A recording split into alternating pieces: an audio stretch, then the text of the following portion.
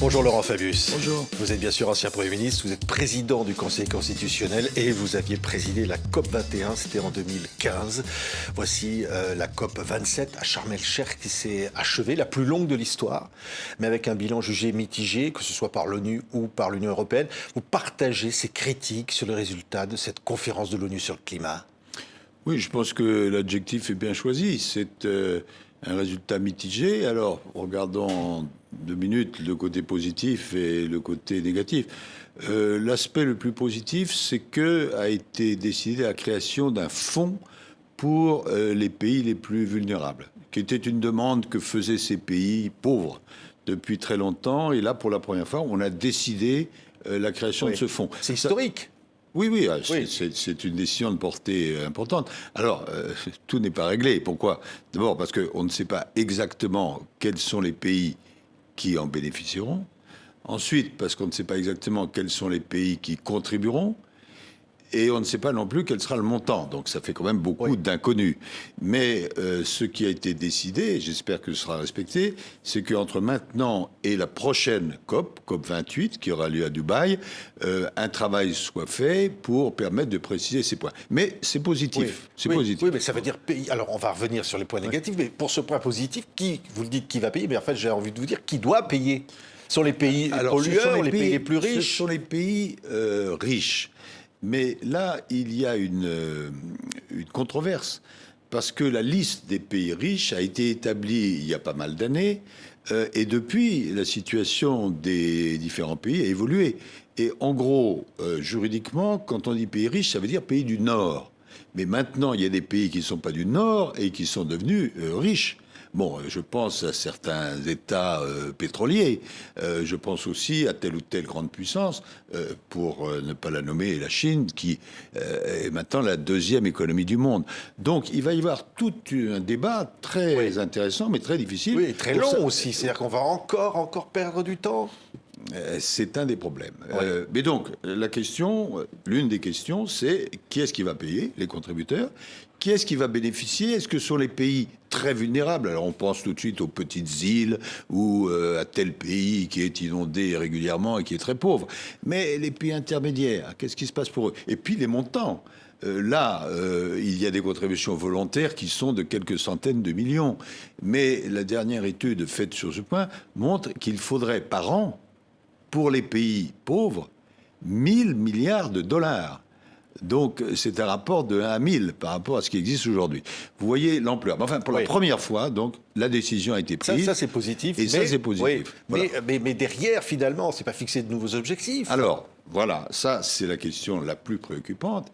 Au fond, si j'avais à résumer, je dirais qu'on s'est occupé d'alléger les conséquences du dérèglement climatique, mais on ne s'est pas du tout occupé des causes. Or, les causes, ce sont les émissions de gaz à effet de serre. Et là, alors qu'il y a un besoin d'accélérer pour utiliser moins de pétrole, moins de charbon, moins de gaz, il n'y a eu aucune décision prise.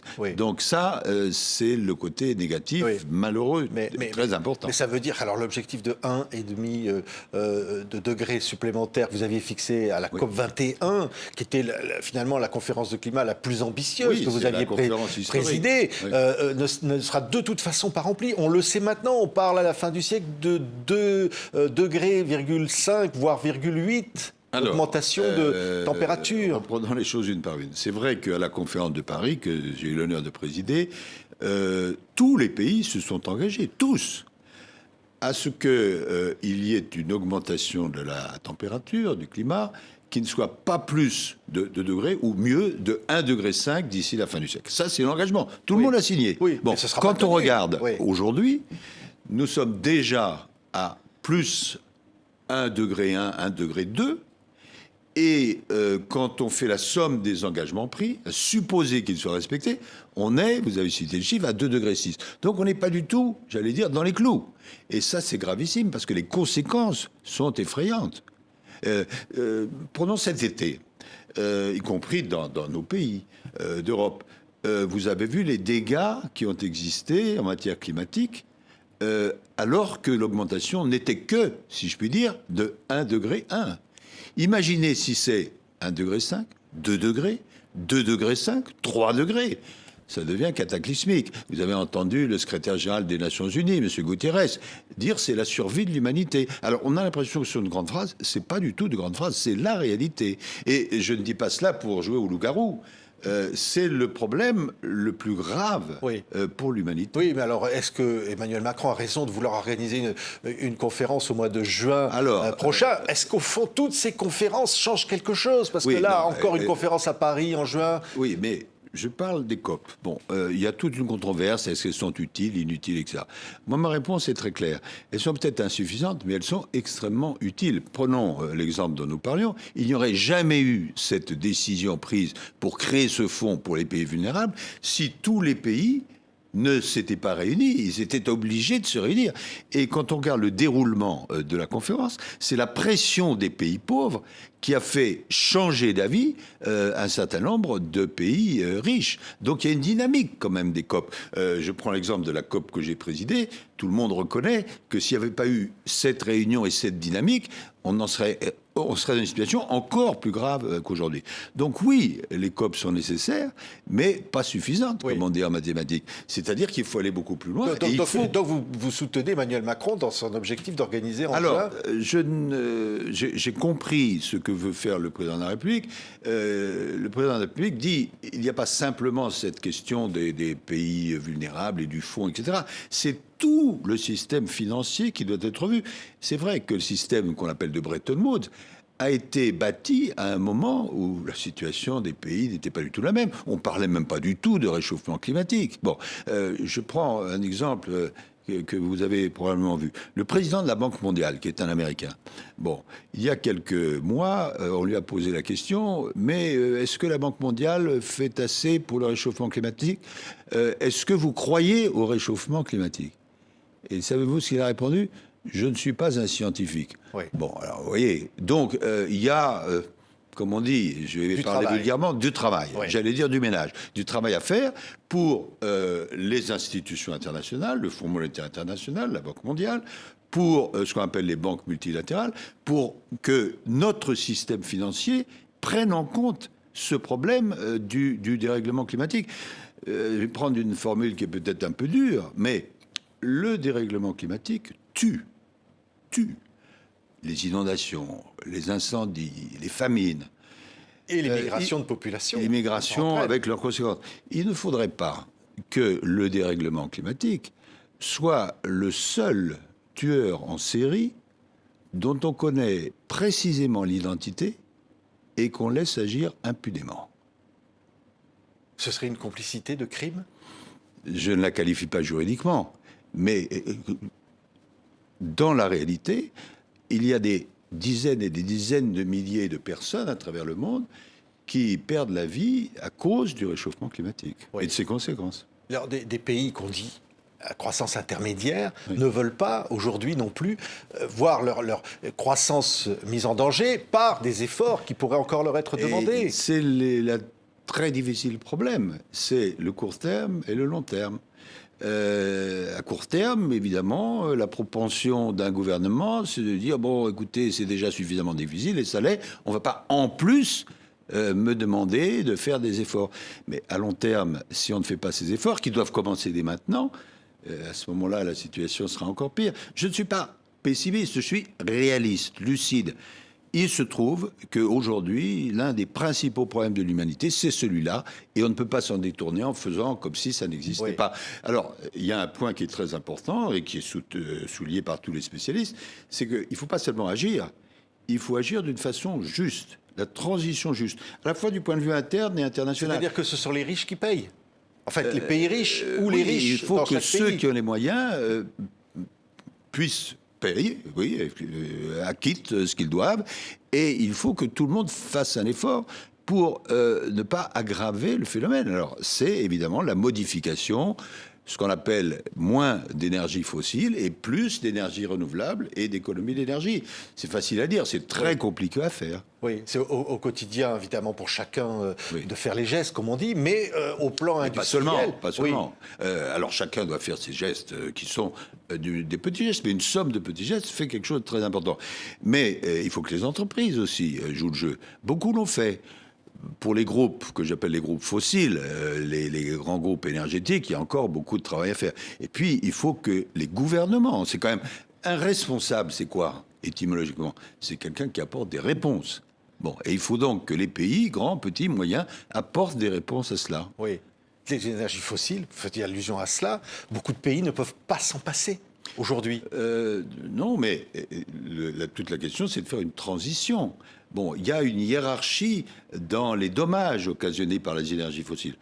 Celui qui émet le plus de CO2, c'est le charbon. Bon.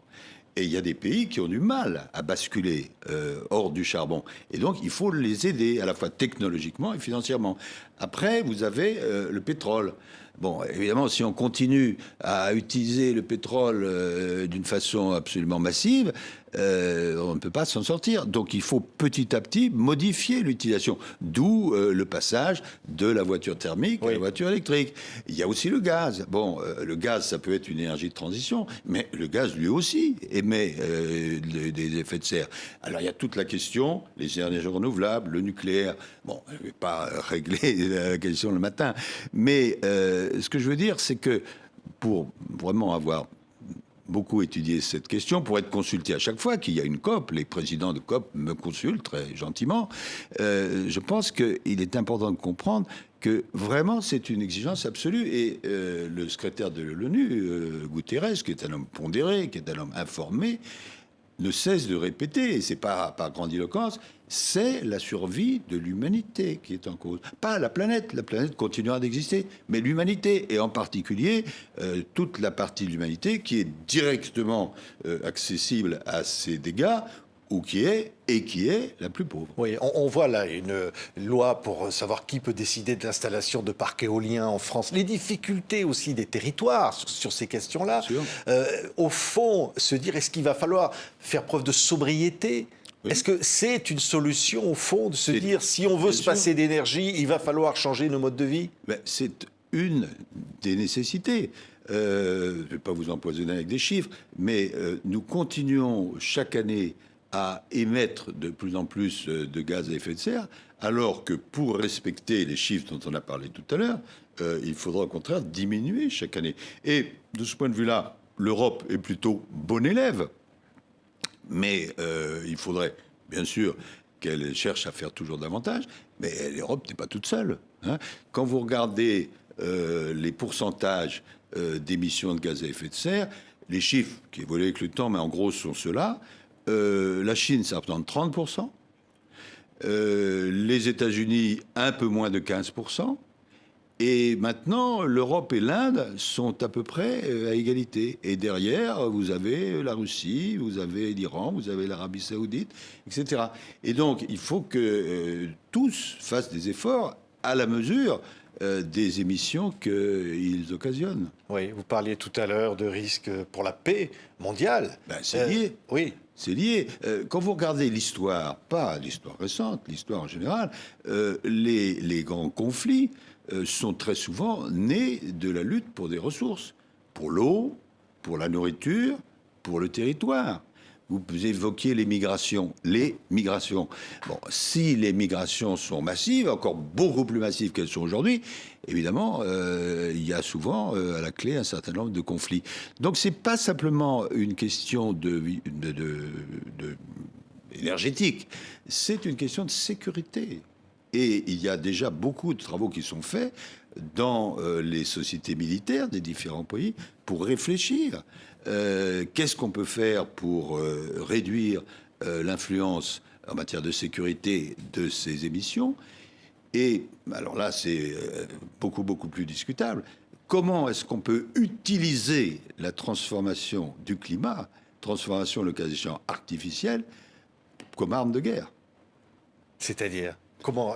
C'est-à-dire, si vous arrivez à déclencher des tempêtes, des tornades, des sécheresses, etc., vous modifiez les données respectives des différentes forces en présence.